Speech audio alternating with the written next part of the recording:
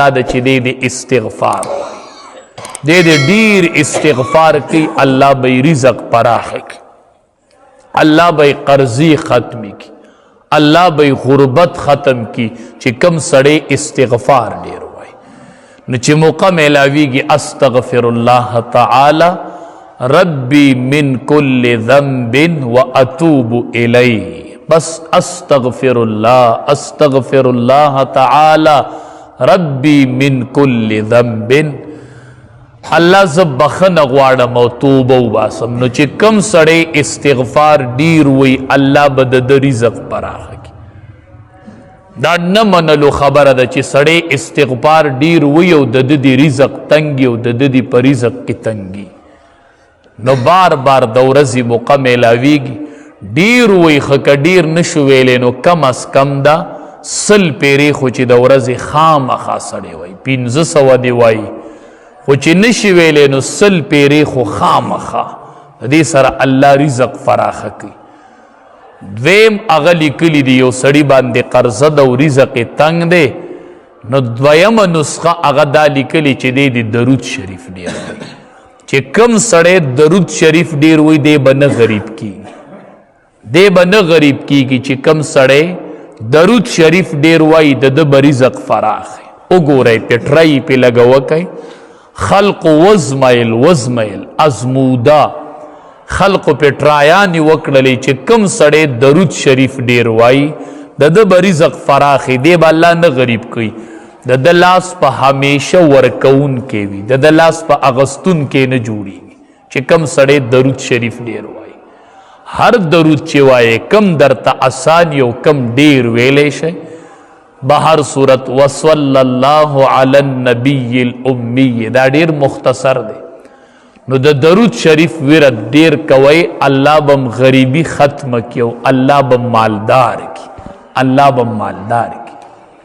او چې کم سړی ډیر قرضداري وي او قرضونو کې گیر دی کاروبار بند دی علما وای دی ماسختن د مانځه نه پس په پابندۍ سره 1500 پیری درود شریف شروع کی قرضونه او کاروبارونه هر سبای قرضونه به ختم شي او کاروبار به کوله وشي الله به چری نه غریب کوي چې کم سړی درود شریف ډیر وای یو هغه دا وجلی کلی چې دام د رزق د پراخۍ د پاره چې دی سړی باندې به غربت ناراضي چې کم بنده درود شریف وای کنی شوروی که درود شریف وای غربت پا نرازی انشاءاللہ ہمیشہ بدے مالدار ہے بل علماء اغلی کلی دی وی چی کم سڑے حجون او عمری سیوا کی دے بن غریب کی من خوایو چی که حج او عمری لزم جو ٹولی پیسی با پا دیو لگی نو بیا بسکو چی کم سڑے حجون او عمری دیر کی دے بن غریب کی یلی کلی پا دبا اللہ مالداری راو دی با اللہ نور مالداری چی حج لڈیر زی و عمرو لڈیر زی دی با اللہ نور مالداری و نور مالداری با پی اللہ راولی بلا وجہ لکلی دا سبب لکلی دی دا رزق دا پراخی دا پارا چوی کل سڑے پا درستخوان ناسی و ڈوڑی خوری و پا دی درستخوان باندی دا وارد بوچڑی پاتیش چی دا دی رالی و دا خوری یو بده الله غریب کینا او بل بده د حافظه مضبوطی د نه بیر ناراضی نن سبا زنانو ته سمره د ییرو مسله د ییر دیرانه ییر شورانه چې دقه د درستخوان د بوچړی رالی او خوري یو به الله غریب کینا او بل به الله حافظه مضبوطه کی د دې سړی حافظه به مضبوطی د نه بیر ناراضی چې دغه بوچړی خوري چې کم په دې درستخوان باندې پاتې کیږي او دې به نه غریب کیږي نن سبا د غربت غټه وجه چې د هغه د رزق بې قدري ده بوچړي خواړه څه کوي چې لوښو کې به ډوډۍ پاتې شي او هغه به په ناوګو کې په لارو کې بهیږي په هغې ناوګو کې چې هغې کې به د پلشونو او د غسلخانو اوبه بهیږي او د هر کور نه چې اوبه را بهیږي په نالو کې پکې چاول را رواني د ډوډو هغه بوچړي پکې را روان وي په دې پسې غربت را روان دی او نیستي پسې را روانه چې دی د رزق بې قدري کوي دا د رزق بې قدري ده دا بوچړي چې په درستخوان پاتې شي په خپله هم خورئ او بچو ته م وایه دا بوچړي روچتوه دا خورئ پدې الله د بنده رزق سیوا کی. دا بنده به نه غریب کیږي. تاسو به لیدلی ډیر مالدار بم داسې لیدلی چې اچانک غریبانان شي، ډیره نیستی پې راشي، دا دې د رزق بې قدري وکړي. هسې دا درستخانونه داسې نولی په غولي کې او برنډو کې هر ځای ورکره کور کې بوچړي پراته، دا د رزق بې قدري وکړي، نه الله ترې هغه رزق والي. او بله وجه یې لیکلې ده د رزق د پراخۍ دپاره او د مالدارۍ دپاره چې وی کم سړی نفلی صدقې ډېرې ورکوي. صدقه چې کم سړی ورکوي دی به الله نه غریب کوي. کم لاس چې په صدقه عادت شو چې دی صدقه ورکوي، دی کس سره به الله هر ټیم پیسې ساتي او دی به یې بل نه ورکوي. الله به دې داسې حالت ته نه پاتې کوي چې دله به یې بل ورکوي. نه، ورکوونکی لاس الله اغستونکی نه جوړوي. چې کم سړی نفلی صدقات ورکوي، زکاتونه نه، زکات خو پتا د الله حق دی، خو به ته ورکوي چې ور دی که نه هغې کې پتا ثواب دی ونه ګټو چې الله به اجر درکړي. هغه تا فرض ادا که د ګناه نه خلاص شولې. نو مونږ چې زکات ورکو نو لوی کار مونږ وایو چې وکړو چېرته، او ټول کلي کې مشهوره کو زکات ورکوما. زکات په ورکوي که نه دی ورکو نو الله به دې نیسي. دا مال نه به دې مار جوړ شوی دی، وښکو ته به دې نښتې خوري به دې. زکات خو چې ورکي نو صرف ذمه دې خلاصه شوله. د زکات نه علاوه نورې نفلي صدقې چې څوک کوي نو وی الله به دا سړی مالدار کی او همیشه به دې ورکوونکی جوړ شي. چې کم سړی سخي دی به الله نه غریب کوي. حدیث مبارک کې راځي دا سخاوت چې دی سخیتوب دا په جنت کې یوه ونه ده. نو چې کم او دنیا ته یې څانګې راغلي دي، نو کم سړی چې سخي وي نو د هغې سخاوت د ونې یوه څانګه نیولې ده. چې هغه څانګه یې ونیوله نو هغه ونه په کوم ځای کې ده؟ په جنت کې. نو دی به جنت ته ځي.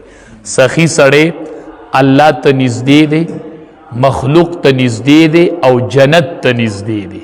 او بخیل سړی د مخلوق نه لرې دی، د الله نه لرې دی، او د جنت نم لرې دی، او دوزخ ته نږدې دی. سخي سړی نو چې کم دا بخیل سړی نو چې کم سړی صدقه ډیره ورکوي الله به دې نه غریب کوي.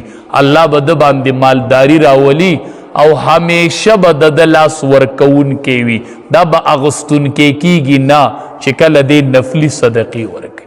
دا ډیر ښه صفت دی، دا ځان کې پیدا کو. غریب کیږي به نه دا بنده چې کله دې نفلي صدقات ورکوي. دا 5 وجې لیکلي دي د مالدارۍ او د غربت د ختمولو دپاره. نو ابو ذر رضی الله تعالی عنہ فرمایي وی نبی کریم صلی الله علیه وسلم چې راته نصیحت کو نو ماته وی علیک بتقوی الله، بس تقوا اختیار کړه، الله نه یریږه. قلت ما ورته وی د الله حبیب زدنی، نور راته پسې لږ سیوا وکړه، نور نصیحت راته وکړه. وی نبی علیہ السلام راته وی چې علیک بتلاوت القرآن، یو د الله نه یریږه او یو د قرآن تلاوت شروع که. فإنه د قرآن تلاوت شروع که فإنه نور لک فی الارض وزخر لک فی السماء. د الله نه یریږه. ما ورته وی چې نور نصیحت راته وکړه، نو وی چې د قرآن تلاوت کوه. دا په ځمکه کې نور دی او په اسمان کې ذخیره ده. ځمکه کې نور دی، مخې ته به دې رڼی چې د قرآن تلاوت کوي، مخ به دې روښانه، قبیله به دې روښانه. د قرآن تلاوت کوه، د قرآن تلاوت کوه. دا په ځمکه کې نور دی او په آخرت کې به دې ذخیره جوړه شي.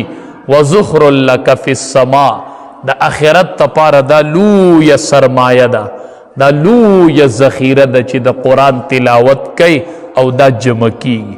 مونږ باندې کلونه تیر شي، روخ کال تیر شي، مونږ قرآن ختم کو په ناظره. قرآن کال یو روجه راشي او بل راشي او مونږ پکې چرته قرآن ختم نه کو. نبی علیہ السلام راته وی چې د قرآن تلاوت کو. ما د نبی علیہ السلام نه تپوس کو چې د الله حبیبه د آسماني کتابونه څومره نازل شوي وو. ما ته وی چې سل صحیفې نازلې شوي دي او څلور آسماني کتابونه. د اسمان نه سل صحیفې راغلي دي او څلور آسماني کتابونه دي. ما ته وی چې 50 صحیفې چې وي دا په حضرت شیس علیه السلام